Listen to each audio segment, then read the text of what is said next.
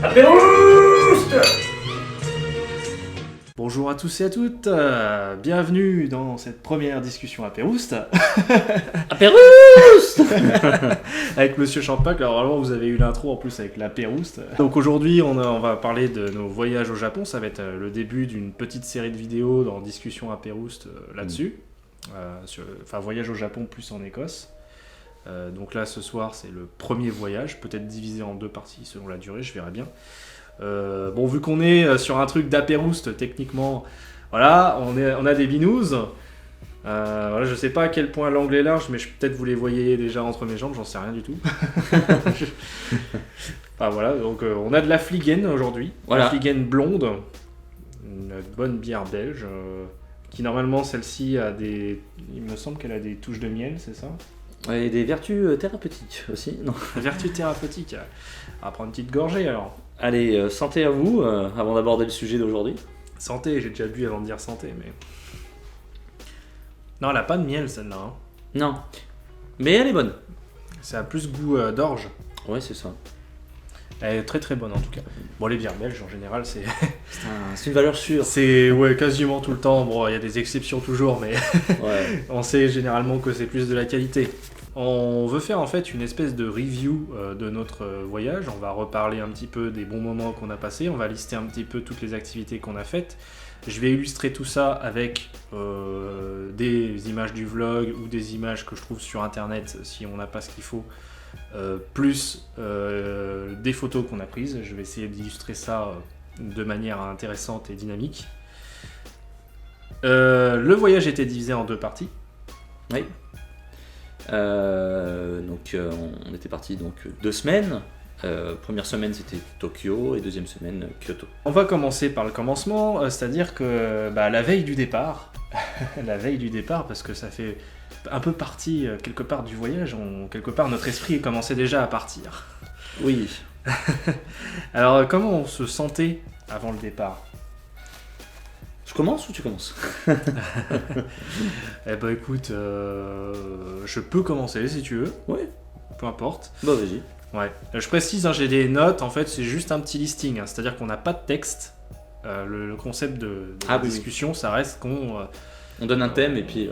Voilà, on donne un thème et on est un petit peu en roue libre, donc la durée, je sais pas du tout combien de temps va durer cette vidéo, mais c'est pour dire en tout cas qu'on on essaie de faire ça en mode roue libre et pas avec un texte à lire, à suivre, etc. Moi c'est juste une liste que j'ai pour pas oublier de trucs. Et encore j'ai peut-être oublié des trucs. C'est une sorte de fil conducteur quoi. Voilà, puis c'est pour structurer un peu aussi, Ouais. un minimum. Ouais, pour pas que ce soit tout mélangé. Voilà. Donc ouais, comment je me sentais la veille? Eh ben écoute, moi la veille du départ, c'était un petit peu, on va dire, compliqué pour dormir. Parce que c'est vrai que le fait de partir au Japon, pour moi, c'était encore un rêve à ce moment-là, un rêve accompli maintenant. Mais à ce moment-là, c'était encore un rêve. Peut-être que beaucoup de gens qui nous suivent, c'est votre rêve aussi. Donc vous pouvez imaginer que c'est très difficile de dormir la veille, et du coup j'ai pas dormi, j'ai fait une nuit blanche. J'ai passé la nuit à bien vérifier que j'avais rien oublié dans mes valises, à tourner en rond. J'avais même pas envie spécialement de faire des choses, tu vois, de jouer à des jeux pour patienter et tout. J'avais l'esprit tellement embrumé. L'excitation, hein. Voilà, que j'arrivais pas à... Même si j'essayais de faire un truc, j'arrivais pas à garder la concentration dessus, quoi. L'esprit qui partait... complètement à la dérive. Donc c'était un petit peu le sentiment général que j'avais. Ouais. Toi, c'était comment? Honnêtement, complètement pareil. Très très difficile de dormir. Donc je me souviens qu'on partait, on prenait l'avion en fait le dimanche matin. Donc la veille le samedi, donc je travaillais. Il me restait un jour de travail à faire, donc avant d'avoir ces 2 semaines de repos. Et pareil, hein, déjà 2 semaines avant, on commence à y penser de plus en plus avant le départ. Et alors ce fameux jour, la veille du départ, là je peux vous dire que vous y pensez tout le temps, mais c'est tout vrai. le temps. Et puis il y a une espèce de joie intérieure, une sorte de sourire intérieur. Ouais. Là on se sent tout content, comme une énergie un peu là venue, je sais pas d'où, mais Comme quand on est gamin et que c'est un peu Noël, tous tes cadeaux de Noël, bah, c'était un peu ça, sorte d'excitation. Ouais, c'est vrai. Hein. Et moi, je me souviens que j'étais très fatigué et j'ai essayé de boire un verre de Pinot, je crois, le soir. Oui. Mais ça n'a pas fonctionné. Hein. Je crois que j'ai même pas réussi à dormir, ou à une demi-heure, 1 heure. C'était très compliqué. Et surtout, on devait faire de la route le lendemain pour aller jusqu'à Paris en voiture. En plus, oui. Et j'avais commencé par conduire. On s'était relayé avec Mr. Cry de Steven. Ouais. Mais ça avait été compliqué, hein, cette première session de conduite là. J'ose imaginer effectivement. Ouais. Mais en tout cas, une excitation et une joie, franchement, c'est les deux états d'esprit à retenir, c'est ça. C'est vrai que c'est totalement ça. Hein. Et c'est vrai que tu l'as souligné, mais moi aussi, ça commençait un petit peu avant la veille. Même si j'arrive à peu près à... parce que bon, on n'est plus des gamins non plus, donc on arrive un petit peu à mieux, on va dire, contenir nos émotions qu'avant. Ouais. Mais en fait, il y a eu l'excitation assez complètement relâchée la veille, en fait. Oui. C'était un peu ça. Ouais. D'ailleurs, une petite dernière anecdote rapide, mais je me souviens, là, quand j'ai terminé le travail à 13h, j'ai appelé Monsieur Tenko. J'ai dit alors, t'es prêt? J'avais eu besoin de l'appeler pour lui dire alors, t'es prêt? T'as commencé. C'est vrai qu'on s'était téléphoné avant. Et j'ai dit prêt pour demain et tout. Puis je sais plus. Puis on disait bon bah tu penseras prendre ça. Enfin ça fait comme si on partait pour. J'avais le stress d'oublier des trucs en plus. C'était horrible. Mais c'est ça, c'est comme on partait pour une grande aventure et voilà c'était. Moi aussi hein, c'était pareil, un rêve évidemment. Donc je me suis toujours dit depuis que je suis gamin un jour j'irai au Japon. Donc c'était l'excitation, le plaisir, l'inconnu. Même si on connaissait un peu, mais voilà. Ah ouais. Enfin. Par les vidéos documentaires, mais ça ne remplacera jamais un vrai voyage au Japon. Dites-vous bien que si vous aimez le Japon à travers les documentaires, les livres, je sais pas quoi, bah dites-vous bien que quand vous irez, si un jour vous avez l'occasion d'y aller en vrai, bah ce sera ça multiplié par 100 quoi. C'est pas pareil, quand tu le vois en vrai, c'est pas le même rendu qu'à une caméra sur des vlogs divers et variés que vous avez pu voir. C'est vrai que le voir en vrai, c'est différent. Ouais. Le thème suivant, c'est comment on s'est organisé pour aller à l'aéroport. Du coup, t'en as un petit peu parlé. T'as dit qu'on avait décidé du coup de prendre l'avion depuis Paris. Ouais. Et qu'on a dû du coup conduire jusqu'à Paris. Voilà. Donc il y a eu, tu t'es relayé avec Ride. Voilà, ouais. C'est comme ça qu'on a fait pour cette fois-là en tout cas. C'était un petit peu compliqué, c'est vrai. En y revenant, en revenant comme ça sur les souvenirs, j'aurais peut-être pas fait ça comme ça. Si j'avais l'occasion de revenir à ce moment-là. Et c'est pour ça justement que j'ai décidé de parler de ce thème-là. C'est pour comparer aux autres fois comment on s'est organisé différemment. Ouais. Parce que vous verrez, il y a une évolution. Ouais. On a vu que c'était pas parfait la première fois. Non. Et du coup, on a essayé d'autres trucs qui entraîneront parfois des mésaventures. On y reviendra. Ouais. On y reviendra. Mais oui, ce que je pourrais reprocher là, sur ça, c'est que effectivement, faire un Rochefort en Charente-Maritime, Paris, ça fait plus de 500 km, enfin c'est long, même en prenant l'autoroute. Ouais. Et quand vous partez, on était parti très tôt, je crois, à 3h du matin ou à 3h du matin, je crois, on était parti. Ou à 2h, je sais plus. Très tôt, très tôt. Ouais, parce que fallait qu'on arrive vers 7h du mat à Paris. Ouais. Parce que du coup, le fait qu'on ait décidé de prendre l'avion à Paris et de faire du covoiturage ensemble avec notre voiture jusqu'à là-bas, on a dû trouver un parking sur place et qu'on avait loué pendant 2 semaines. Ouais.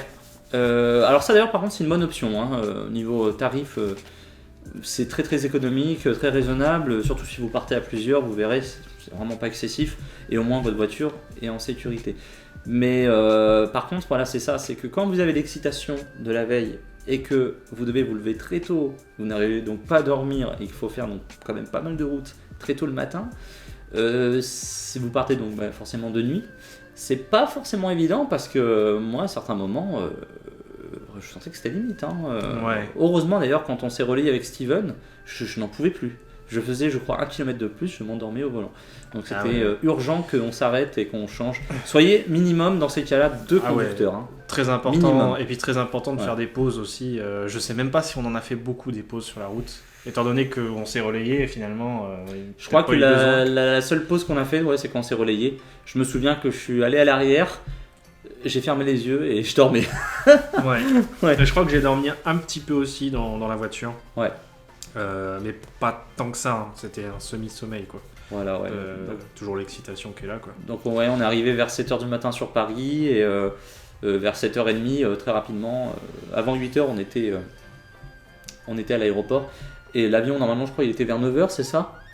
Je sais plus l'heure, mais c'était bonne heure. Hein. Je crois que c'était un truc comme ça, mais il avait été retardé un peu du coup, et on était parti, je crois, vers 10h ou 10h30. Il y avait eu 1 heure de décalage sur le départ de l'avion, en plus. Peut-être, ouais. Donc ouais. Mais c'était un sacré trajet, je m'en souviens, ça n'a pas été facile. Bon, le début sera forcément peut-être, vu que c'est quand même le départ, c'est là où on est le plus excité, donc il y aura beaucoup de choses à dire au début, peut-être un peu moins plus tard, vous verrez, donc c'est normal si on prend notre temps. Oui, en plus c'est un épisode un peu pilote, hein, parce que c'est la première fois qu'on fait la Pérouse en vidéo. Oui, c'est le pilote, on va dire ça. Vous en voulez pas, hein, pour le rythme.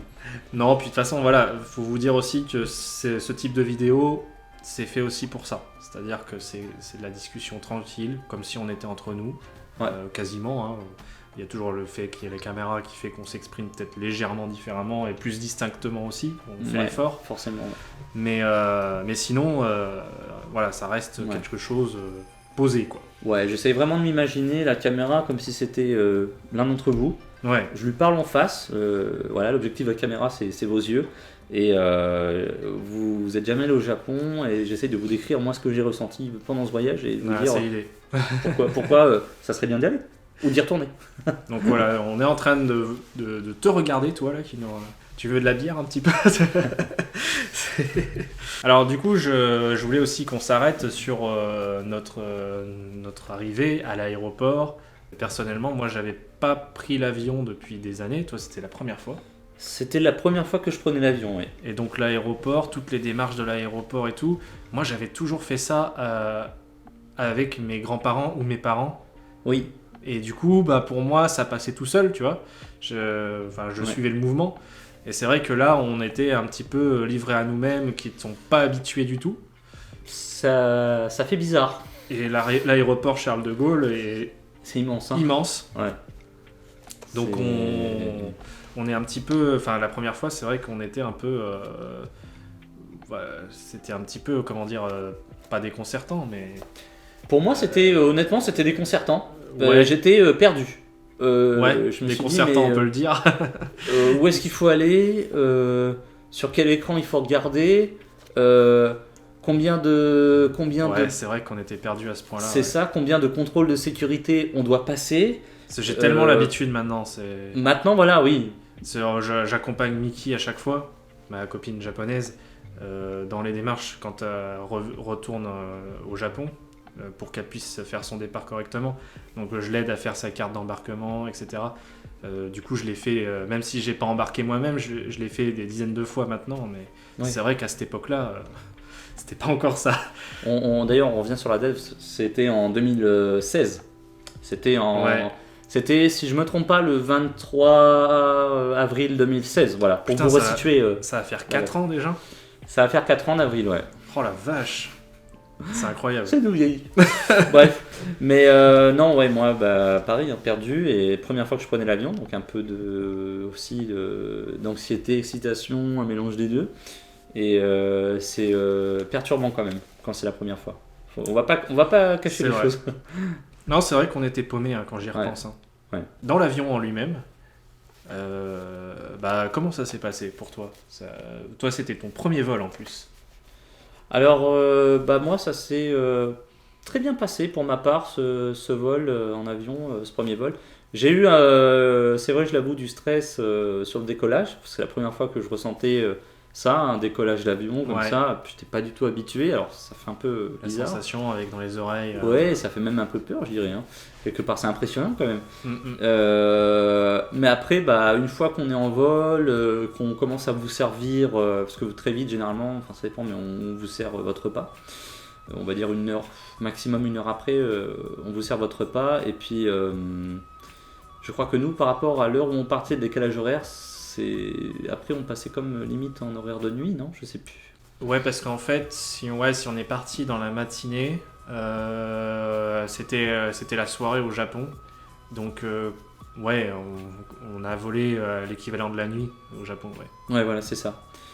Mais en tout cas, bon, ça s'est bien passé. Moi, à partir du moment où on me sert à manger, j'ai mon petit whisky, mon petit apéritif dans l'avion, je fais des petits jeux comme ça sur les écrans. Ouais. Et après, voilà, je regarde, il y a des films, voilà, comme à chaque fois, souvent, il y a des films. Enfin, après, ça dépend de la compagnie. Mais en général, oui, quand c'est une compagnie, on va dire, normale. Ouais. La plupart du temps, ouais, voilà. Et puis bah là, après, bah, si vous pouvez dormir, c'est mieux, parce que ça passe beaucoup plus vite. C'est quand même 12 heures de vol. Oui. Par contre, bah, si vous n'arrivez pas à dormir, ça peut être un peu long. Mais bon, après, voilà, il y a l'excitation aussi. Donc, dans tous les cas, vous êtes impatient d'arriver, quoi. Voilà. Alors moi, dans mon cas, faut le savoir, je détaillerai tout ça plus peut-être dans une autre vidéo spéciale si ça intéresse les gens. Mais je suis un petit peu embêté à chaque fois que je prends l'avion. Tu sais pourquoi, hein. Ouais. J'ai une phobie, j'ai la phobie de vomir. Une phobie qui peut paraître étrange, mais je me suis renseigné, il y a quand même beaucoup de gens qui l'ont en vrai. À différents degrés, mais voilà. Moi, ça peut aller jusqu'à la crise de panique, évanouissement et tout. Donc ça fait que quand je prends l'avion, parce que j'ai le mal de l'air en plus, donc forcément c'est la mauvaise combinaison, Ouais. Je dois prendre des médicaments, donc des anxiolytiques, antivomitifs. Si j'ai pas ça dans l'avion, ça risque de mal se passer. Et du coup, en plus t'as l'excitation du voyage, donc ça arrange pas forcément les choses d'une certaine façon. Du coup, ça fait que pendant ce voyage-là, je me suis énormément occupé avec les écrans, justement. J'essayais de tout le temps maintenir mon esprit occupé, parce que je crois qu'avec l'excitation, même avec les anxiolytiques et tout, j'ai quasiment pas dormi, j'ai eu du mal. Donc j'ai beaucoup regardé, j'ai regardé plusieurs films, je crois que j'ai regardé Jurassic World même, que j'avais vu pour la première fois. Je crois que t'avais dormi très longtemps, mais c'était au retour par contre. Ou là, t'avais réussi à dormir, je crois. Retour, ouais, j'ai dû dormir pas mal au retour. Mais à l'aller, oui, c'est vrai que... Et je me souviens, par contre, c'est à l'atterrissage, ce qui va en plus nous faire la transition après sur l'arrivée. À l'atterrissage, je commençais à avoir des nausées, parce qu'en plus, le pic de nausées, c'est quand on atterrit. C'est là où je me sens le plus mal. Le décollage, ça va. Au milieu, ça va tant qu'il n'y a pas de turbulence. Mais l'atterrissage... c'est là où je suis le plus susceptible d'être malade. Ouais. Et j'ai senti qu'il y avait des nausées, je sais pas si je te l'avais dit, qui commençaient à monter. Je crois que tu en avais parlé après, quand tu étais descendu de l'avion. Ouais. Et je me souviens, je faisais un pendu, il y avait Steven qui m'aidait un petit peu en plus, pour essayer de garder mes esprits. Et j'ai senti qu'à un moment donné, j'étais pas loin de l'évanouissement aussi. Hein. Je commençais à sentir mon cerveau qui partait en couille. Ouais, il était temps qu'on atterrisse. Il était temps qu'on arrive. Et là, le soulagement, c'est le moment où tu as les roues qui touchent le sol, parce que je sais que si j'ai pas vomi à ce moment-là, normalement, je vomirais pas. Ouais. Donc là, c'était le soulagement. C'est pour ça, même après, je me souviens, donc là, on arrive, on commence à marcher pour la première fois sur le sol japonais. Et t'as fait une vidéo quand on est arrivé, tu m'as dit ça te fait quoi d'être au Japon? Je crois que j'ai dit un truc genre pour le moment j'essaie de reprendre mes esprits. Oui, ça je me souviens de ça. Et voilà, on est arrivé au Japon, à Tokyo. Donc moi je réalise pas, et toi? Bonjour. Pas trop quand ça va venir. Ouais. Et toi? Non, pas trop. Déjà, je reprends pied sur terre. Ouais. J'avais encore un peu la tête qui tourne. J'étais pas encore tout à fait rétabli. D'ailleurs, je me souviens qu'il y a des hôtesses, je crois japonaises, qui nous ont accueillis quand on est arrivé, on est sorti de l'avion. Ouais. Il y avait une ou deux hôtesses japonaises qui nous ont dit bonjour et tout. Donc ouais. Mais en tout cas, voilà. Quand vous arrivez au Japon, en fait, vous réalisez pas que vous êtes dans l'aéroport. Parce que l'aéroport, ça ressemble à la plupart des aéroports qu'il y a dans le monde entier. Donc ça change pas grand chose, on va dire, à part peut-être des... c'est constitué d'asiatiques, mais sinon... Oui. Et puis en plus, quand vous arrivez, avant de passer les contrôles de sécurité, vous croisez personne. Enfin, juste, vous êtes avec les voyageurs, bon, peut-être les Japonais qui sont dans l'avion avec vous. Sur le coup, c'est vrai qu'il n'y avait pas grand monde. Non, c'était assez... C'est assez fluide, hein, l'aéroport Narita, c'est efficace. C'est vrai qu'ils sont efficaces, hein, ils sont rapides, même au niveau de la douane et tout. Les contrôles sont beaucoup plus rapides. Ils ont sûrement une meilleure organisation que Charles de Gaulle, je pense. Ouais, je pense. Donc après, notre prochain objectif, c'était d'atteindre le logement qu'on avait loué sur Airbnb. Bon, bah ça tombe bien, ça rejoint ce que je voulais dire du coup. Et on a eu quelques petits soucis avec le métro d'entrée de jeu. Voilà, alors voilà. Donc à Narita, vous devez, donc depuis Narita, qui est au nord-est de Tokyo, je crois à une bonne 50aine de kilomètres, non? Ah, non. C'est pas à côté. C'est loin, ouais, quand même. Ouais. Donc, faut savoir que dans l'aéroport de Narita, vous avez donc une station de train, hein, et le but c'était, dans un premier temps, de rejoindre Tokyo centre, hein, enfin Shinjuku en gros, hein, qui est un peu le centre. C'est un peu absurde de dire centre-ville à Tokyo, parce que c'est tellement immense, mais on peut quand même l'appeler le centre-ville de Tokyo, hein. Grosso modo, Shinjuku, c'est un peu le cœur de Tokyo, quoi. Donc, il faut prendre depuis Narita le train, et là déjà, les premiers problèmes arrivent. C'est-à-dire que, forcément, même c'est en japonais, mais vous avez quand même, ne vous inquiétez pas, si vous allez au Japon, tout vous sera quasiment traduit en anglais, hein, du moins sur les panneaux d'information. Pas au niveau des gens, hein, mais qui vous parleront, mais en tout cas sur les informations, les directions, ça généralement oui, il y a une petite traduction quand même dans les trucs touristiques. Mais alors là, je me souviens qu'on s'est trompé de sens, on n'est pas allé là où il fallait. Du coup on a dû repasser un contrôleur qui nous a dévalidé notre ticket pour repartir dans le bon sens. On a galéré, et alors je crois qu'en plus on avait raté. On avait peur de se faire engueuler quand on a fait le truc dans le mauvais sens. Voilà, c'est ça. Et on est rentré un moment dans le bon train. Ouais. Quand enfin on a réussi à arriver jusqu'au train, on est rentré dedans. Et au dernier moment, on s'est dit mais c'est pas celui-là. Oui, c'est vrai. Pas celui-là. Oh, putain, et du coup on est ressorti. Et là il est parti. Et donc on a dû attendre, je crois, 40 minutes. Ou pas loin d'une heure avant que le prochain train arrive, donc déjà on a perdu une heure. C'est vrai qu'en plus tu as expliqué très rapidement ça dans le vlog, c'est-à-dire tu l'as résumé en 5 secondes, même pas. Vous voyez là ce train là, c'est pas celui-là en fait qu'on doit prendre, voilà, parce qu'on s'est trompé, on était dans le bon train, on est parti, et du coup voilà, on doit poireauter. Voilà, c'est l'aventure. Et du coup on comprend pas trop ce qui s'est passé, on comprend juste qu'on s'est un peu paumé dans les métros. Mais là ouais, du coup tu as expliqué ce qui nous était arrivé, c'est vrai qu'on avait eu ce souci là.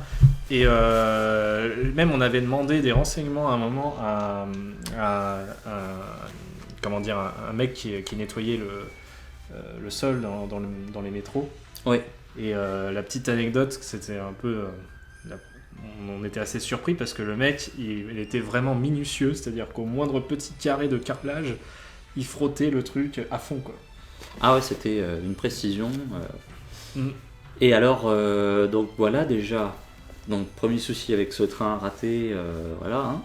Les aventures des voyages comme on dit. Ah ouais. Donc on monte dans le train, et alors là je me souviens de ça, ça fait peut-être une vingtaine de minutes qu'on roule, direction donc Shinjuku, cœur de Tokyo. Et là, il y a une dame qui fait un malaise dans le train. Oublié ça. J'ai complètement zappé ça. Et d'ailleurs, c'est marrant parce que peut-être plus tard dans la session apérouse, tu diras des choses que moi j'ai oubliées moi-même. Ouais. Vois, ça permet de se rappeler des trucs. C'est ça qui est intéressant. Mais une dame, donc une japonaise, tombe dans les pommes. Ils avaient arrêté le train, non? Du coup, ils ont arrêté le train à la station d'après. C'était très rapide. Ça faisait même pas une minute ou 30 secondes, enfin moins d'une minute qu'elle était évanouie. Ils sont arrêtés, les pompiers sont venus la chercher. Et alors ensuite, le conducteur du train est passé dans chaque wagon pour s'excuser auprès de nous tous. Oui. Parce que le train allait du coup avoir quelques secondes de retard. Retard. Mais ça Mickey me l'a dit plusieurs fois parce que là, bon, je fais une petite parenthèse, mais Mickey me l'a dit plusieurs fois parce que par rapport au fait qu'en France, elle a souvent constaté les retards des trains. Ouais. Quelque chose qui l'a choqué parce qu'au Japon, c'est vraiment très différent dans le sens où même s'ils ont 30 secondes de retard, ils s'excusent, mais à mort. Ouais. C'est-à-dire qu'ils vont vraiment s'excuser auprès de tout le monde. Et là, ça transparaît un petit peu, ça représente un petit peu ce truc-là. À cause de quelqu'un qui a fait un malaise, le conducteur, il a été faire ses excuses auprès de tout le monde. Et oui, alors ça déjà, voilà, premier comportement qui dénote complètement par rapport, même si on n'avait pas encore vu grand chose du Japon parce que on voit pas tant de choses que ça sur le trajet Narita-Tokyo par les fenêtres. Et encore, on était collés aux vitres, hein. Je me souviens, putain. Ouais. On aperçoit quelques bâtiments, quelques toits, un peu la végétation qui fait différente. Mais globalement, sur ce trajet-là, vous ne verrez pas des choses exceptionnelles parce que c'est surtout des bâtiments, un peu de campagne, mais surtout des bâtiments. Et je crois donc là on arrive après à Shinjuku. Il est du coup peut-être pas loin de 13h. Et là, je me souviens, pour moi, ça a été le vrai premier choc. Enfin, pas un choc, mais là, la première prise de conscience réelle que j'étais au Japon, elle s'est faite là, à la gare de Shinjuku, qui est une des plus grandes gares du monde. Ouais. Je crois même que c'est la plus grande gare du monde. Ouais. Et là, vous voyez plein de Japonais en costume ou tout ça, avec tous les écriteaux, les pubs en japonais, avec les petits sons et tout ça. Et alors là, vous dites... Enfin, là, je me suis dit personnellement... on est au Japon, ça y est. Ouais. Là, je réalise. Ça y est, je réalise. On y est pour de bon. C'est vrai que ça fait tellement un choc la gare de Shinjuku que c'est là que ton cerveau il se dit c'est bon quoi. Ouais. On y est quoi. C'est vrai que la gare de Shinjuku est impressionnante la première fois que tu y vas. Ouais. Alors, et d'ailleurs, pour revenir sur ça, c'était très galère parce qu'elle est tellement immense que nous. Tu te dis comment tu vas te repérer là-dedans. Alors, il fallait qu'on prenne je me rappelle tellement de fois on a cherché cette ligne, la Shuo Main Line, qui est la ligne qui va, qui en grosso modo, ça traverse Tokyo, mais ça va notamment à l'ouest de Tokyo, ça traverse comme ça. Et nous, c'est là où on allait. On allait vers l'ouest à Mitaka. Ouais. Mitaka, Musashino, ces coins-là. Et on a galéré aussi, je me souviens, Alain, qui était un de nos compagnons de voyage sur celui-là, avait demandé aussi plusieurs fois à la Shuo Main Line en anglais d'essayer de parler. C'était compliqué, puis moi j'étais pas d'une grande aide en plus à cette époque, parce que moi et les métros, si tu veux, je m'étais jamais vraiment repéré dans un métro, et là je comprenais rien. Mais alors, quand je dis rien, c'est rien du tout. C'est sur mon deuxième voyage où j'ai beaucoup progressé là-dessus, parce que j'ai été livré à moi-même aussi, et j'ai réussi à... Je sais à peu près me repérer maintenant dans les métros, mais à cette époque-là, j'étais vraiment pas trop d'une grande aide. Je suivais le mouvement, mais c'est vrai que j'aurais bien voulu vous aider, mais j'étais pas capable, quoi. Ah ouais, c'était galère, donc... Après, pour, on va dire, terminer sur ce sujet-là, mais je veux pas être trop long pour les spectateurs, mais donc on arrive enfin à trouver cette Shuo Main Line, donc on part vers l'ouest de Tokyo, et là on arrive je crois qu'il y a bien un quart d'heure, 20 minutes de train, à peu près. Là on arrive enfin à Musashino, la gare, enfin Mitaka. Et donc là c'est pareil, là après on cherchait la rue où il fallait qu'on aille, parce que c'est plein de petites ruelles en fait, des rues, comme Tokyo c'est très dense. Là ouais, c'est vrai qu'on n'avait pas de Google Maps en plus. Ouais. Putain, on n'avait pas de pocket Wi-Fi sur ce voyage-là. On a fait ça sans Google Maps, c'était horrible. Ouais. Et donc... je me souviens que là, en trajet, en marchant, les yeux partout, sur les boutiques, les rues. C'était vraiment la première fois qu'on sortait dans Tokyo. C'est vrai qu'en même temps, on en prenait plein les yeux, quoi. C'est-à-dire que même si on avait un petit peu de mal à trouver, quelque part, c'était pas très grave d'être perdu, puisque... on en profitait. C'était même agréable d'être perdu. D'une certaine façon, ouais. Ouais. Le seul truc qui était chiant, c'est qu'on avait les bagages. Ouais. Voilà, on n'avait pas encore déposé, mais... Et alors moi je me souviens d'un japonais, peut-être un monsieur d'une 60aine d'années, qui nous a vus sous les 4 avec nos valises, et visiblement assez surpris de voir des occidentaux ici. À Mitaka, il doit y en avoir moins. Oui, peut-être beaucoup moins que dans d'autres quartiers de Tokyo, parce que c'est moins dans le centre. Et puis peut-être que c'est pas trop commun que les étrangers viennent à Musashino, Mitaka. Mais en tout cas, il nous a fait bonjour de la tête. Ouais. Visible, et c'était un très gentil, ça se voyait, c'était amical. Ça m'a fait plaisir. Rien que de voir ça. Quelqu'un qui te dit bonjour d'un ton amical comme ça, c'est très très agréable. C'est vrai que ils sont accueillants quand même. Ouais. C'est clair et net. Et alors ensuite, je me souviens, donc on est enfin arrivé après moult recherches. Comment on va faire, machin. On a fini par arriver dans la rue du logement, et là je dis c'est celui-là, parce que j'avais quand même une photo que j'avais gardée prise de Google Maps. Et Et t'as l'air connu. Et c'est vrai qu'en plus, c'était situé dans des petites ruelles. ouais. Ah, quand on sait pas. Là, j'arriverai moi à retrouver encore parce que j'ai des points de repère là-bas. Mais je pense que toi, qui a pas été depuis un certain temps, tu saurais plus. Non. La rue je exacte. vois à peu près Tu vois à peu près la zone, mais Ouais, vite fait. Et la zone autour de la gare, surtout. ouais. C'est surtout ça que je revois. Mais alors, retrouver le logement, je pense que j'aurais beaucoup de mal. Et ouais. Et alors, je me souviens d'extérieur. La première impression que j'ai eue, c'était ah, la maison fait ancienne. On va peut-être être un peu les trois dedans. Et Ah oui, alors ouais, justement, c'est le prochain thème. Et voilà. C'est l'arrivée dans la belle baraque qu'on a eue en Airbnb, baraque japonaise. Et bah ouais, franchement, c'était surprenant. Hein. On vivait dans une maison japonaise. Et bah voilà, c'est vraiment une maison. Alors c'est, je sais pas, je dirais pas traditionnelle, mais quand même à moitié traditionnelle. C'est pas une maison moderne, quoi. Et ça sent un peu le bois des anciennes maisons. Et puis, ah, super. Enfin, franchement, on avait une belle pièce à vivre. En fait, on était dans un salon. On avait évidemment accès, quand on voulait, au coin cuisine, même si on mangeait jamais là-bas. Enfin, on se prenait des trucs à emporter qu'on mangeait là-bas, mais il y a tellement de restaurants au Japon que. Ouais, non, on n'a jamais vraiment fait la cuisine. Hein. Ouais, voilà. La cuisine, elle nous servait à faire le café, mais. Voilà, sinon on se faisait des petits apéros le soir là-bas, Oui. quoi. Mais Voilà. mais alors, non, super logement. Ryu d'ailleurs au passage et Alors, je et sais. Koshio, ton frère. Enfin, en tout cas, super logement.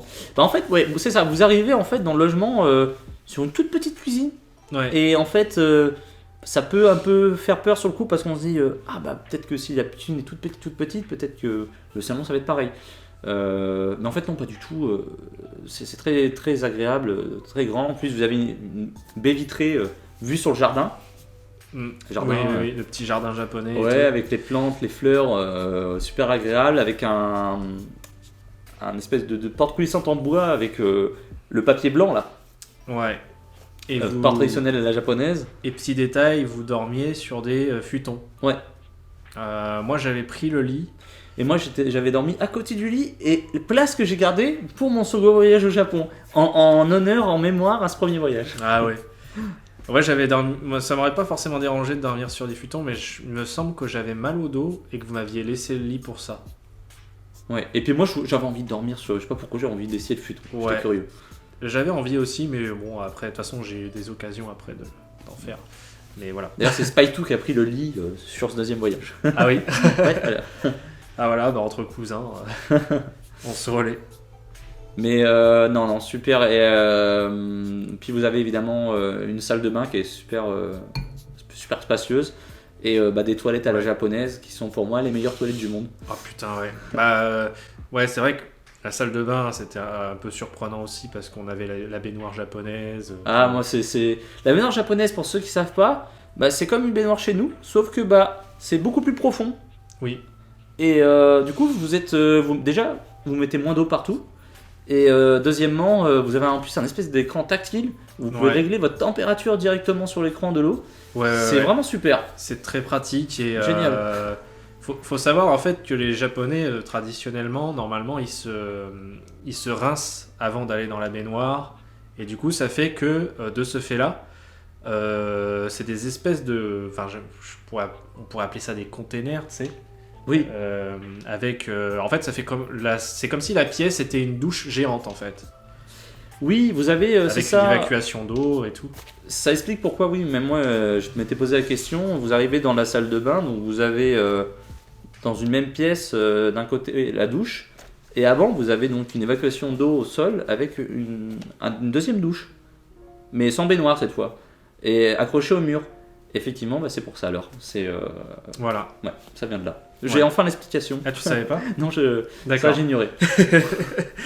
Bon. Donc voilà, logement du coup, vraiment cool, très convivial. Et c'est vrai que les toilettes japonaises, tu l'avais dit, ouais, sont super. Et c'était la première fois qu'on avait l'occasion aussi de tester ces toilettes japonaises avec le siège chauffant. Puis on s'est tapé des sacrés fous rires dans cette maison et on a fait des super apéros. Ah, ouais. C'est mon coup, c'est vraiment un de mes. Mes maisons de cœur au Japon, voilà. C'est vrai que La maison de Ryu. c'était super, ouais. Ouais. Et en plus, alors moi personnellement, du coup, j'ai pas trop côtoyé Ryu. Vous, pendant le deuxième voyage, enfin, tu pourras m'en dire plus après, Ouais. quand on sera sur la vidéo, on abordera le thème. Ouais. Mais ce que j'allais dire, c'est qu'on a quand même passé toute la semaine, quasiment, sauf à la fin où il est venu et mais il a juste dormi, juste ensemble. Et du coup, on était quand même assez libre. Oui, je crois qu'il était là que on a passé 6 jours à peu près à Tokyo. Il est arrivé que le dernier jour, je crois, ou l'avant-dernier. Donc au final, ouais, c'est comme si on avait eu le logement pour nous tout seuls.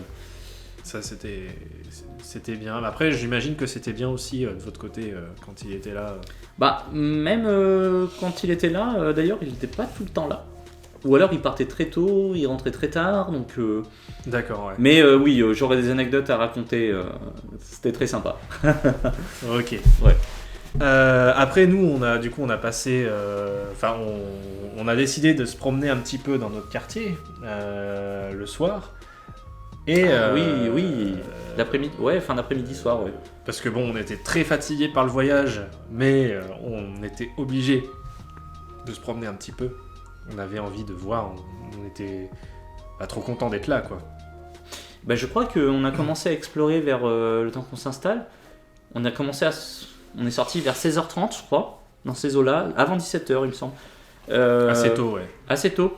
On était tellement curieux de la nourriture au Japon, ça donnait tellement envie que on a grignoté quelque chose dans un combini, un 7-Eleven. On s'était pris des sortes d'onigiri, là, vous savez, les espèces de triangles au riz, ou des fois c'est en forme de rond. Enfin, ça dépend, il y a plusieurs formes. Enfin, globalement, c'est soit en triangle, soit en rond. On avait grignoté ça, alors que même pas 2 heures plus tard, on allait en plus manger dans un restaurant. Mais ça donnait tout donnait envie, quoi. Ouais. Puis justement, du coup, notre premier resto, c'était ce soir-là, c'était le resto de ramen. Voilà. On a trouvé, on a vu un petit dans un, enfin, c'était pas un angle, mais ça faisait un peu resto typique. Ça faisait resto typique parce que déjà tout était écrit en japonais. Et on avait envie de ça, du coup. C'était assez étroit dedans. Oui. Et on a eu même, je dirais, un peu peur de rentrer parce qu'on connaît pas trop. Oui. C'est vrai qu'on était un peu intimidés. Et c'était une machine où on commandait directement sur c'était une espèce de distributeur, tu sais, qui te donne un ticket. Voilà, au mur vous aviez une sorte de distributeur, mais alors tout écrit en japonais sur chaque plat. Alors le mec, il venait nous expliquer en baragouinant un petit peu son anglais, donc c'était très compliqué de choisir un truc. Je crois qu'on a presque fait au pif finalement. Je crois qu'on a tous pris le même, il me semble. Peut-être. Pour ce jour-là, il me semble qu'on a tous choisi le même, ou quasiment. Parce qu'on savait pas. Bah, c'est ça, c'est que vu que les Japonais généralement parlent pas très bien anglais, donc les explications étaient assez vagues et du coup on savait pas trop. Donc on a pris, c'était quasiment du hasard, quoi. C'était du hasard et c'était délicieux. C'était très bon, par contre, ce qu'on a eu comme ramen. Le patron qui était venu déjà faire, il était pas sorti de sa cuisine pour venir nous voir, pour nous aider. Il était très gentil. Très gentil, ils étaient 2, je me souviens. Ouais. Et alors, je me souviens d'une anecdote. Quand le patron... je voulais en parler, mais vas-y. Voilà, c'est que Monsieur Tenko a sa façon à lui d'utiliser les baguettes. Ouais. Donc je pourrais pas vous montrer exactement comment, mais lui sait le faire. Bah attends, je vais te sortir des baguettes si tu veux. Les baguettes, alors déjà je les tiens de la main gauche, donc ce qui choque... alors déjà je vais montrer comment moi je les tiens. Ouais. Donc globalement, les baguettes, bon, généralement... C'est comme ça, hein. Ça c'est la vraie méthode. Enfin, voilà. Sauf que tu tiens de la main gauche. Voilà, alors que normalement c'est de la droite, mais je suis gaucher. Donc voilà, moi comme ça. Et maintenant, Monsieur Tenko. Moi en fait, je fais une espèce de pince. Là j'ai un peu de mal. Ouais, c'est un truc comme ça que je fais. Voilà. Alors quand le cuisinier l'a vu, avec les baguettes comme ça, je crois qu'il avait jamais vu ça de sa vie. Ça se Ouais. voyait à son expression. Il mais... était complètement étonné. Avec ça. Et alors, quand il lui a demandé s'il voulait des couverts, il lui a montré les couverts et que donc Tenko a dit non. Moi j'ai non, dit non. non. Ouais. Bah, je Il voulais- a été encore plus étonné. Oui, c'est vrai. Ça l'a encore plus choqué que j'ai dit non. Non. Bon, en fait, le truc, c'est que tu vois. Enfin, bon, c'est vrai qu'après, tu vois, j'ai pris l'habitude de faire comme ça en France. Et après, bah, j'avais pas tant utilisé les baguettes que ça en France non plus. Enfin, juste quand on allait au resto à sushi, comme ça.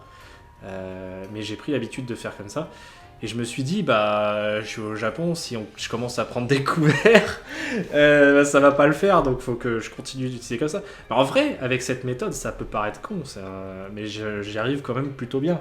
Ah bah après, moi, ce que je veux souligner, c'est juste que bah, c'était drôle parce que par rapport Oui. à la réaction du cuisinier. Mais après, C'était très drôle, ouais. moi, je serais tenté de dire, si vous avez une technique, que vous avez du mal avec les baguettes et que vous avez votre technique perso, bah, je veux dire, autant que vous la faisiez parce que. Ouais. Mais après, c'est vrai que cette technique-là, dans l'ensemble, ça passe. Mais je sais que sur certains aliments, des fois, c'est un peu limite. Il faudrait que j'essaie un jour quand même d'apprendre à les tenir un peu mieux. Mais même Mickey me l'a dit, il faudrait que tu essaies d'apprendre un peu mieux. Ouais. La première fois qu'elle m'a vu les tenir comme ça, elle a rigolé. Ouais, je pense que la plupart des Japonais n'ont pas souvent vu ça. Donc, C'est choquant pour le japonais. Ouais. Après, j'ai souvent des méthodes un peu bizarres des fois pour tenir les choses. Comme avec la mallette de 64. Mais non, en tout cas, ouais. Donc première expérience d'un restaurant au Japon avec ses ramen. Donc c'est un grand bol de pâtes qui baigne dans un bouillon avec de la viande, des légumes, un œuf. Enfin, c'est délicieux, délicieux. Ouais, Et c'est très bon. bah c'était sacrément costaud. Et là, vous étiez à fond dans l'ambiance, surtout qu'on voyait les mecs cuisiner devant nous. Enfin, on est reparti. Je me Ouais, rappelle. en plus. On est sorti du restaurant pour retourner au logement parce que là on était tellement crevés qu'on voulait dormir, mais on avait du mal à marcher tellement on avait mangé quoi, Ah ouais. tellement on était calés. On avait fini nos ramen. Enfin, je Ouais. crois qu'on les avait tous finis, mais. Et je me souviens qu'il y avait une ambiance super détendue, super relax, super. Ah ouais. Ouais. On était heureux. On était euphoriques. Et je crois qu'il y a toujours une partie de nous qui ne réalisait pas complètement qu'on était au Japon. La transition de tout ça, c'est notre première nuit. Alors à tous les deux, c'était un peu particulier justement par rapport à ça. Parce que je crois qu'on s'est couché. C'était 20 heures, je Ouais, 20h, hein, c'est ce que je pensais. Autour de 20h à peu près, on était tellement crevés on s'est couché autour de 20h. Sauf que toi, tu t'es réveillé À minuit. à minuit.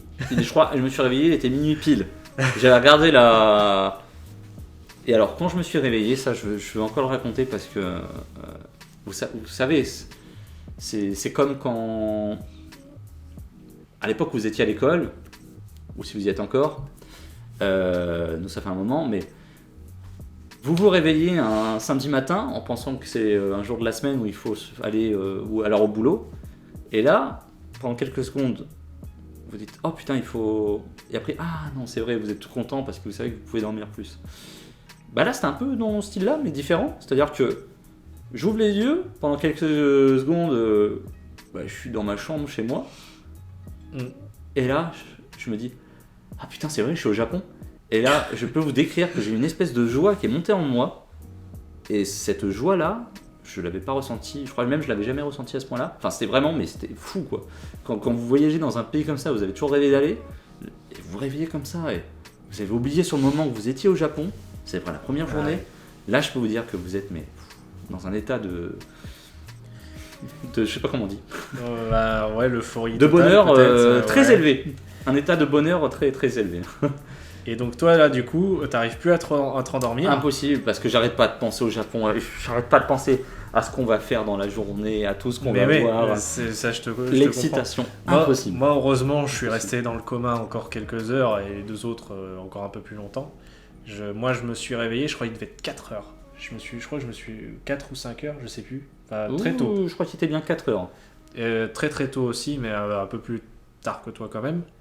Je me suis juste réveillé parce que j'avais envie de pisser à la base. Et sauf qu'après, j'avais plus du tout envie de dormir. J'avais en plus 20h, 4h, si tu veux, quelque part, j'ai eu ma nuit de sommeil. Ouais. Donc, j'avais plus du tout envie de dormir. Et je crois qu'on s'est mis un peu à discuter. Ouais. Et qu'on a eu envie, même d'aller faire un petit tour dans le quartier. Ouais. Juste tous les deux. Ouais, chose que j'ai refait d'ailleurs dans le deuxième voyage, mais on a eu envie du coup d'aller explorer, quoi. Ouais. Forcément. Et Tout est nouveau. En fait, le temps qu'on discute et tout, ils ont commencé à se réveiller aussi. Puis ils nous ont dit attendez, on se prépare, on y va avec vous. Du coup, on va partir très tôt. Donc du coup, effectivement, on est parti très tôt ce matin-là. Oui. Alors d'ailleurs, pourquoi est-ce que je me suis réveillé à minuit? Je pense que vous en doutez pour la plupart. C'est à cause du décalage horaire. Ouais. Moi, faut savoir que je suis déjà allé plusieurs fois en Colombie, donc en Amérique du Sud. Quand je recule sur l'horloge, c'est-à-dire que je perds des heures, généralement j'ai pas de problème pour le sommeil. Ça me fait rien, ça m'affecte pas bizarrement. Par contre, quand je fais dans le sens inverse, que je vais d'ouest en est en gros, là par contre, j'ai des grosses difficultés les premiers jours. Ça dure même des fois 4-5 jours à bien dormir. Et donc ça m'avait fait ça. C'est pour ça que je m'étais levé très très tôt.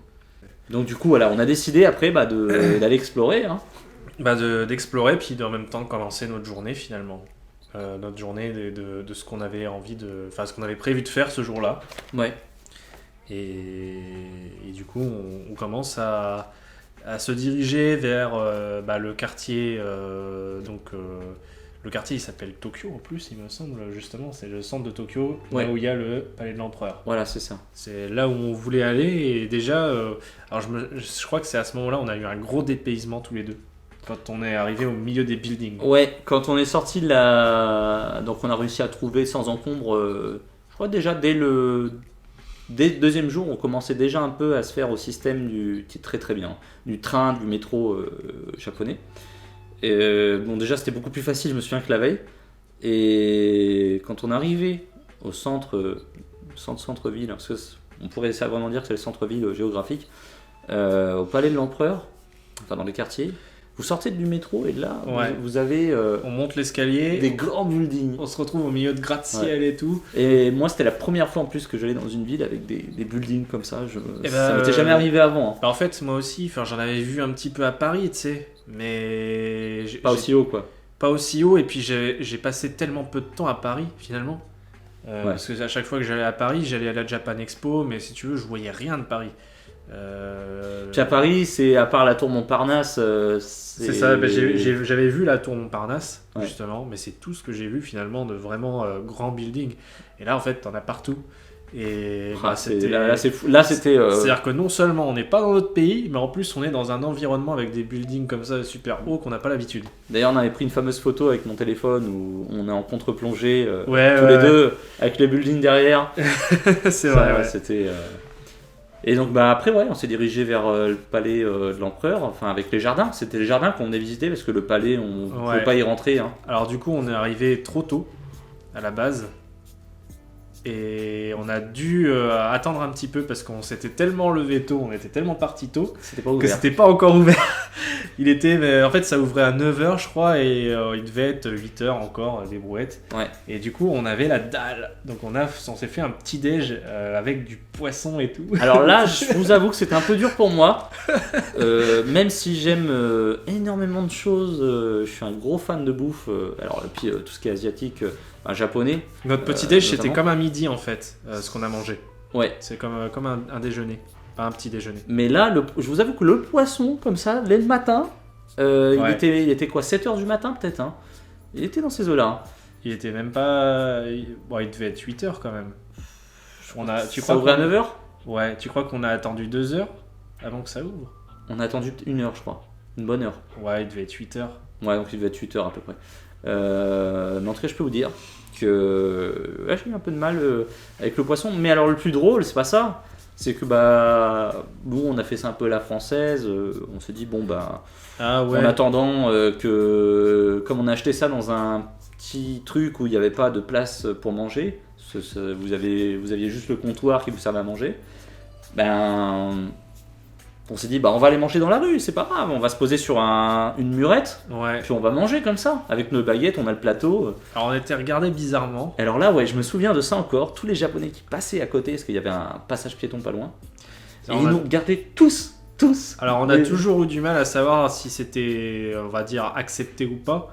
Mais je pense que ça l'est quand même parce que j'ai vu des Japonais manger sur des bouts de muret comme ça des fois. Et ça se trouve c'est peut-être parce qu'on était des Occidentaux tout simplement. Ouais, peut-être. Et on était seuls, en plus très tôt. Ouais. C'est-à-dire que les touristes peut-être à cette heure-ci, c'est peut-être pas à l'heure où ils sont là normalement. Pas trop dans ce quartier non plus. Et dans ce quartier en plus, ouais, donc je sais pas. C'est vrai que c'était curieux. C'est vrai qu'on s'était posé la question, hein, on s'était demandé, mais on a le droit de faire ça? Ils nous regardent bizarrement les gens. On a été assez interloqués, ouais. Et je crois que du coup, après, on a un peu moins On a mangé, eu tendance à éviter, ouais. Ouais. C'est arrivé de temps en temps quand on n'avait pas le choix, parce qu'on était en balade toute la journée, mais on a évité quand même. Ouais. Non, mais ce que je sais par contre, c'est que les Japonais, ce qu'ils aiment pas, c'est les gens qui mangent en marchant. Mais ça, je pense que ça passe. Hein. Parce que franchement, après, que ce soit dans le premier ou dans le deuxième voyage, j'ai aperçu plusieurs fois des Japonais manger comme ça dans des bouts de muret et tout. Ouais. Donc ça devait vraiment être parce qu'on était les Occidentaux, ils n'ont pas l'habitude et du coup ils nous regardaient pour ça. Mais j'imagine. Mais enfin bon. Ouais, donc puis bah après voilà, on a attendu que ça ouvre. En attendant, on a pas mal déliré et puis bah une fois que ça a ouvert, ouais, on a vu des super jardins magnifiques. On a vu une armée jardiniers de l'empereur qui était au moins Les une jardiniers, cinquantaine en ouais. file indienne, C'est vrai. tous en tenue. C'était assez impressionnant. On avait l'impression d'être dans Star Wars avec les Stormtroopers. Je sais plus si t'avais filmé ça. On Euh, aperçoit peut-être. Peut-être. Et donc, super. J'ai d'ailleurs pris une photo ce jour-là. Il y avait un temps magnifique dès le matin. J'ai pris une photo qui reste pour moi encore ma photo préférée. Une de mes photos préférées de tous les voyages au Japon. Ah bah que j'avais mis même en arrière-plan de bureau pendant un certain temps, ouais. Et puis vient un moment où donc, on se promène donc, dans les jardins où il y a un monsieur assez âgé qui vient nous aborder. Ah oui, bah oui, ça c'est le thème qu'il y a dans cette histoire justement qu'il fallait pas oublier parce que ça c'est vrai que c'est quand même une anecdote très très sympa. Très sympa et qui va vous démontrer un peu nous les préjugés qu'on peut avoir en tant qu'occidentaux. Ouais, c'est-à-dire qu'en fait, nous à la base, on était très méfiants. C'est-à-dire qu'on a un vieux japonais qui vient avec nous, qui a des dessins à la main. Donc nous on se dit... On a tout de suite pensé tous intérieurement qu'il voulait nous vendre C'est ces ça. dessins. On s'est dit, bah, le mec il va nous tenir la jambe, il va vouloir nous les vendre, ça va être chiant. Donc on était un petit peu distant. On essayait de créer une distance, de s'éloigner peut-être un peu, même de l'éviter finalement. On avait une attitude de recul, ouais. Et en fait, le gros choc, pour moi c'est peut-être mon premier gros choc culturel, ça. Ben, moi aussi. On en avait reparlé d'ailleurs souvent après. Ouais, c'est que en fait le mec il voulait pas nous les vendre, il était fier de ses dessins, il voulait nous les montrer et c'est tout. Et il était surtout heureux de les montrer à des étrangers. À des étrangers en plus, ouais. Ouais, parce qu'il nous a posé question, bah alors qu'est-ce que vous faites, enfin vous êtes content d'être ici, est-ce que vous aimez la ville, très très aimable ce monsieur. Et c'est vrai que c'était super, ça nous a fait quelque chose au cœur, tout ça. On était vraiment. On avait le sourire après, on a d'ailleurs, il faudra qu'on vous montre faudra que tu mettes la photo on l'a pris en photo ce monsieur. Il faudra la retrouver cette photo. On avait pris en photo ses dessins. Et on l'a pris lui avec un dessin. Et lui aussi, ouais, je me rappelais pas qu'on l'avait pris lui aussi avec le dessin. Ouais. Mais bah ouais, il faudra que je montre ça. Mais ouais, ce vieux japonais, très très bon souvenir et je pense que je m'en souviendrai très très longtemps. Ah oui. Tellement, ça a été le premier choc culturel finalement. Ça a été ouais, c'est ça. Voilà. Bah, après, je me souviens qu'après, du coup, après avoir fait les quartiers donc, des jardins, on l'a fait pendant bien 2 heures. On a décidé d'aller vers Asakusa, si je me souviens bien, sur cette première journée. Alors, La batterie. la batterie, oh putain, la batterie qui a coupé. Ça va arriver de toute façon, vu la durée de nos séquences. Santé. Moi j'ai fini. Je passerai à la deuxième après. Donc on disait que au moment où ça coupait, on débarque à Asakusa, notre prochaine destination. Et la première chose qu'on voit, c'est des gens déguisés en personnages de l'univers de Mario qui font un Mario Kart. Ouais, Dans la ville. on a tous couru sur les caméras, les téléphones pour essayer de vite avant qu'ils partent, prendre les photos, garder ce moment-là parce que C'était le choc. C'était super amusant quoi. Tu te dis putain, les mecs qui font ça. Parce que d'un côté, tu vois, C'est vrai qu'on voit jamais ça en France. Ouais. Puis d'un côté, en plus, tu sais, c'est là que tu réalises, les Japonais, enfin, souvent les gens qui sont pas forcément trop renseignés et tout, ils vont avoir le préjugé un petit peu du japonais trop sérieux et tout. Puis à côté, tu vois ça, quoi. Tu vois les mecs qui font du kart en plein milieu de la ville. Et ça, c'est quelque chose qu'on, je pense, on ne voit pas en France. Je pense pas, j'ai jamais vu ça en France. Non. Et ouais, ça, c'est vrai que c'était super amusant. Et puis, Asakusa, donc un célèbre temple qui est dans ce quartier-là, c'est l'emblème du quartier même. Alors là, quand vous arrivez face à la porte, la première porte, vous avez une porte comme ça, une torii, c'est ça. Enfin, avec je crois avec des. Quand c'est grand comme ça, je sais pas c'est si pas une on torii, appelle parce ça que une torii, il y a des sculptures, mais- il y a des statues. Ouais. Mais vous arrivez en fait comme ça sur cette espèce de petite arche en bois là, enfin assez grande quand même, une grosse lanterne. Et puis vous avez plein de rangées de boutiques comme ça, et au fond vous voyez le temple, et c'est magnifique, tout en rouge et noir. C'est vrai que c'est un lieu C'est vraiment. C'est vraiment à beau. voir, mais c'est emblématique en plus. Généralement, les gens qui vont à Tokyo, Ils vont à Sakusa, non? ils visitent à un moment donné Asakusa. Ouais. Je pense que c'est un endroit, on va dire, basique à visiter, mais qui vaut le coup. Ça fait partie des incontournables, ouais. Seul bémol, c'est que c'est quand même très touristique et qu'il y a beaucoup de boutiques avec des prix peut-être un peu trop élevés par rapport à si vous alliez chercher vos souvenirs dans d'autres endroits un peu plus Complètement.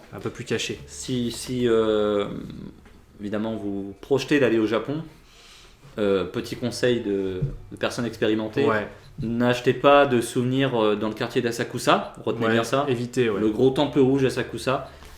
Gardez votre temps pour plus tard, ou même allez simplement à un pâté de maison plus loin, et vous allez avoir des petites boutiques avec des prix beaucoup plus convenables. Ouais, il suffit d'aller même un tout petit peu plus loin, effectivement. Il n'y a pas forcément besoin d'aller très très loin pour trouver des prix un peu plus intéressants. C'est vraiment quand on est dans le centre, dans la direction du temple et tout, c'est des prix assez élevés Ouais. par rapport à ce que vous pouvez trouver ailleurs.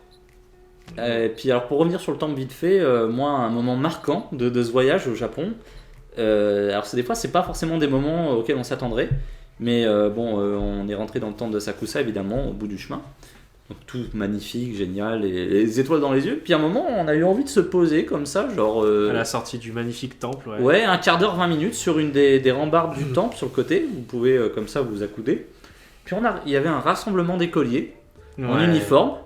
Et je me souviens qu'on a regardé ça pendant peut-être 15 minutes, 20 On minutes, est resté posé là, ouais. en contemplation comme ça, parce que c'était marrant de voir tous les écoliers en uniforme, c'était des paysans. Il y avait un événement, c'est pas ce qu'ils Ouais. faisaient. Puis il y avait un côté relaxant, on voyait tous les gens comme ça se réunir, tout était calme, enfin, on voyait les enfants heureux, tout ça, puis en même temps, il y avait une ambiance, il faisait beau, on est arrivé au Japon, On rigolait aussi un petit peu par rapport à ça. c'était un moment détente. On a déliré, ouais. On C'était faisait des délires, c'était super. Et pour moi, c'est marquant aussi. Je l'ai noté en plus, tu vois, parce que pour moi, c'était un moment qui était marquant pour nous. On a déliré, t'as un peu filmé là-dessus, même en plus, pas beaucoup, mais Ouais, par rapport au temps où on est passé ouais. à cet endroit-là, mais c'était sympa, ouais. Et petite anecdote qui s'est passée un peu avant, je sais pas si tu te souviens de ça, mais à un moment donné, c'était vraiment quand on était tout juste rentré dans Asakusa, Mhm. il y a Alain, il s'est un petit peu écarté de nous pour prendre des photos, je sais pas ce qu'il faisait. Et on l'a demandé s'il pouvait être pris en photo avec des Japonais. Non, c'est pas Ouais, ça. c'est des lycéens Ouais. qui sont venus le voir et qui lui ont demandé s'il pouvait prendre une photo avec lui. Donc il s'est fait prendre en photo avec des lycéens. Alors du coup, apparemment c'était marrant et tout, mais nous on n'a pas vu du tout. Ouais. Et du coup c'est peut-être lié à ce rassemblement d'écoliers, peut-être qu'il y avait un événement où ils devaient essayer d'interagir avec des étrangers, je sais pas. Ouais. C'est peut-être pour pratiquer leur anglais, aucune idée. Mais du coup, c'est vrai que ça devait être assez surprenant pour Alain. C'est vrai, non, on en rigolait beaucoup et du coup, je me souviens qu'on est resté longtemps dans ce quartier à Sakusa Oui. et on a eu une petite fin, dans l'après-midi, parce qu'il était quand même 16h, je crois. Il y a... oui. On a été dans un restaurant à sushi. Je sais pas si tu te rappelles. Ouais, ça c'est sur la fin de la soirée, on a fait notre premier resto à sushi avec des tablettes qui étaient entièrement traduites en anglais en Voilà. plus. Donc c'était très pratique, on pouvait commander ce qu'on voulait sur la tablette et ça arrivait directement devant nous. Voilà, en fait, il faut savoir qu'au Japon, donc oui, il y a des restaurants, donc des sushis sur tapis roulant, mais il y a deux types de tapis roulants. Vous avez le tapis roulant en continu, Ouais. qui donc, vous avez tout le temps un tapis roulant qui tourne, et puis vous prenez les assiettes que vous voulez, ou voire même des fois vous pouvez commander à part et ils vous l'apportent, ou ça vous l'apporte sur un tapis au-dessus.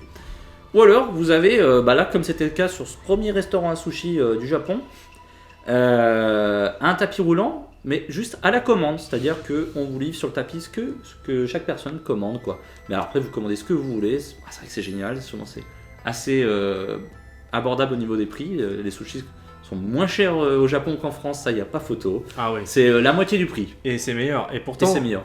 ça c'était une chaîne de resto assez cheap de base. Ouais. Mais c'était quand même meilleur que ce qu'on peut trouver en France déjà. Et puis je me souviens que là j'ai eu un de mes premiers fous rires, il y en a eu beaucoup des fous rires sur ce premier voyage au Japon. J'ai eu un fou rire avec Alain, je sais plus ce qu'il racontait comme connerie, et là on sentait que c'était la fatigue du décalage horaire, de l'arrivée au Japon, mais j'étais explosé de rire pendant tout le... Et ça, qu'est-ce que ça faisait du bien de rigoler comme ça. C'est là où on se sent vraiment en vacances aussi. Puis en plus on était un bon groupe tous les quatre. Il y avait une très bonne Qui entente. ont une ambiance, qui savent rigoler en fait de tout et de rien. Et du coup, c'est vrai qu'on s'entendait très bien et ça se passait bien. Ouais. Il n'y avait pas de jugement, on était vraiment. On se lâchait quoi. C'est ça. Il y a juste 2-3 petites anecdotes qu'on avait fait à Asakusa que j'ai notées. On avait. Ah oui. On a Melon fait notre premier melon pan, enfin. C'est Alain qui l'a fait. Ça c'était avant le sushi d'ailleurs, je crois. C'était avant le sushi, ouais. Avant le sushi, il y a eu le melon pan. Alors, il avait pris un melon pan à la glace à Sakusa. D'ailleurs, pendant le deuxième voyage au Japon, t'as racheté un melon pan à cette boutique-là, je crois. Non, j'ai voulu. T'as voulu. Et c'est mon grand regret. C'était fermé. C'était fermé et j'ai jamais pu encore refaire un melon pan là-bas. Parce que j'avais juste goûté vite fait dans le melon pan d'Alain, je me souviens. Mais juste une bouchée quoi. Et c'est vrai que j'ai mangé tellement de melon pan dans le deuxième voyage que j'avais envie de me refaire ce bon melon pan, ce vrai melon pan, tu vois. Est-ce que tu peux expliquer en gros en une minute ce que c'est un melon pan aux gens qui savent pas du tout? Et je pense que je vous mettrai une illustration aussi, mais c'est juste une espèce de brioche sucrée en gros. Voilà, basiquement c'est une brioche sucrée. Et après tu peux avoir parfois certaines saveurs à l'intérieur. Il y en a qui sont verts des fois, je me rappelle ça. Les melon pan verts, ils sont aromatisés à de la crème un peu de melon. Ah. Tu vois. Et après, des fois, t'as aussi des petites crèmes à l'intérieur. Il faut savoir que je mange quasiment jamais de melon pan, mais Moi, j'en mangeais tous les jours quasiment. Il faudra que je leur redonne une chance au melon pan, vraiment que je m'y consacre sur le prochain voyage. En fait, c'était mon petit déjeuner, le melon pan en général, ou mon 4 heures. Ouais. Voilà. Et voilà, bon, c'était la petite anecdote quand même, parce que le melon pan d'Asakusa, je veux le faire un jour. Et même on y retournera une 4e fois pour que j'aille en manger un avec Tenko moi-même. Faut que j'aille goûter un melon pan légendaire, celui d'Asakusa, Ouais. à Stank de rue. Le célèbre. À l'entrée d'un. Il y avait même des japonaises, des japonaises lycéennes qui avaient des chapeaux melon pan. Ouais, je me souviens de ça. C'était rigolo. Ouais. Et c'est là aussi où on a fait notre première salle d'arcade. Oui, exact. Première salle d'arcade. Sakusa. Il y en a eu de nombreuses, mais ça c'était la toute première au Japon, ouais. Même si on n'est pas resté longtemps, mais c'était une petite salle d'arcade. Et d'ailleurs, on avait été choqués par une japonaise qui était sur son jeu de rythme, tu sais, où tu dois appuyer à toute vitesse sur les touches. Oui, Alain avait fait une vidéo sur son portable Ouais. où on la voyait à toute vitesse jouer à ce jeu musical, c'était impressionnant. Qui était habillée en tailleur et tout, qui rentrait peut-être du boulot et tout, et elle était super douée.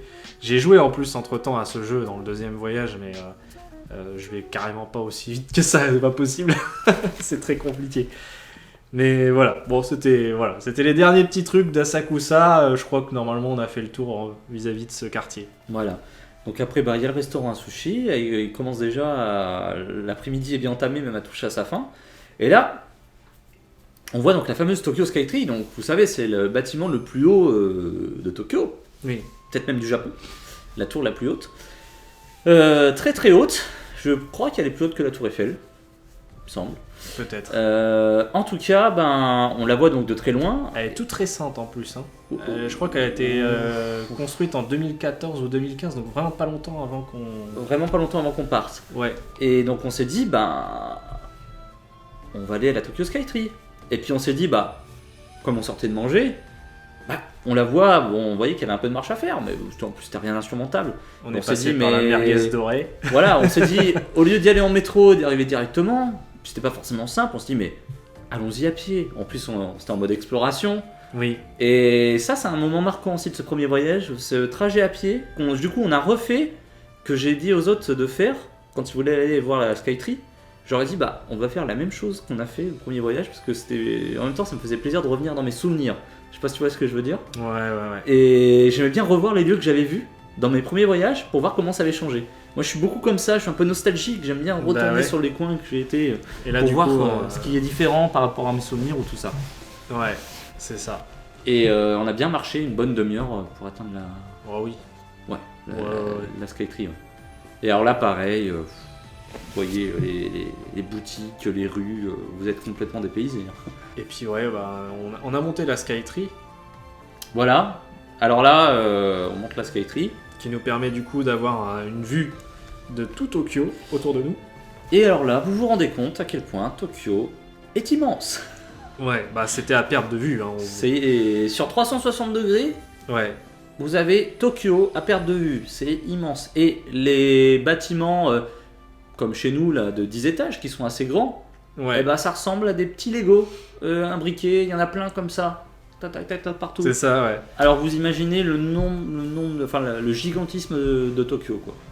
Ouais, on avait fait un petit... T'avais eu le délire à un moment, tu pointes du doigt, on va tracer une ligne avec ton doigt, ça va toucher un bâtiment, et ça, ce sera ta maison. Alors ça peut tomber sur un bidonville, tu sais. Je me souvenais pas de ça, tu vois. J'avais oublié. Et ouais, c'est vrai qu'on a passé pas mal de temps dans cette Tokyo Skytree, dans le sens où il était tard, il était tard. Il était, je crois, La nuit 6 tombe- heures, il était 18h. La nuit tombe tôt au Japon.